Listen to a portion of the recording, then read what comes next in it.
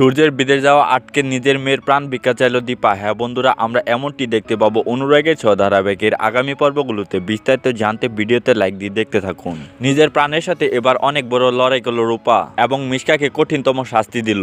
অবশেষে সবার মাথার উপর থেকে মিশকার কালো ছায়াটা সরাতে পারলো, কিন্তু তারপরও সবাই দুশ্চিন্তামুক্ত হতে পারলো না। কারণ মিশকাকে শাস্তি দেওয়ার জন্য রূপাকে যখন কোর্টের মধ্যে এনেছিল, এটার জন্য কি রূপার বড় ধরনের কোনো ক্ষতি হবে এটা ভেবেই সবাই দুশ্চিন্তামুক্ত হতে পারছে না। আর এটা নিয়ে সবাই অনেক ভয়ে আছে। আর অর্জুন তো বলে দিল রূপার যে অবস্থা, এখন একজনই পারে তাকে সুস্থ করে তুলতে। অর্জুন তখন বলে দেয় রূপার বাবাকে ছাড়া, অর্থাৎ সূর্যকে ছাড়া রূপাকে সুস্থ করা যাবে না।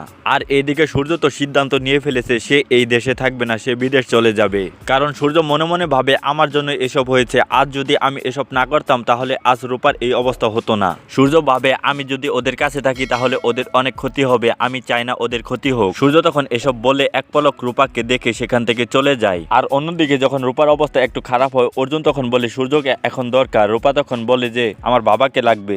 আর অন্যদিকে শেফালির কাছেও শুনে যে সূর্য বাড়িতে নেই। আর এইদিকে হসপিটালে খোঁজ পায় যে সূর্য সবাইকে ছেড়ে বিদেশ চলে যাচ্ছে। দীপা তখন দৌড়ে সূর্যের কাছে যায় তাকে আটকানোর জন্য, এবং কি গিয়ে বলে আমি আপনার কাছে আমার মেয়ের প্রাণ ভিক্ষা চাচ্ছি। তো বন্ধুরা, আগামী পর্বগুলোতে কি এরকমটাই হবে? তোমাদের কি মনে হয় তা কমেন্টে জানিয়ে দাও তোমাদের মতামত। সেই সাথে অনুরাগের সকল অগ্রিম আপডেটগুলো সবার আগে পেতে আমাদের এই চ্যানেলটিকে অবশ্যই সাবস্ক্রাইব করে নাও। ধন্যবাদ।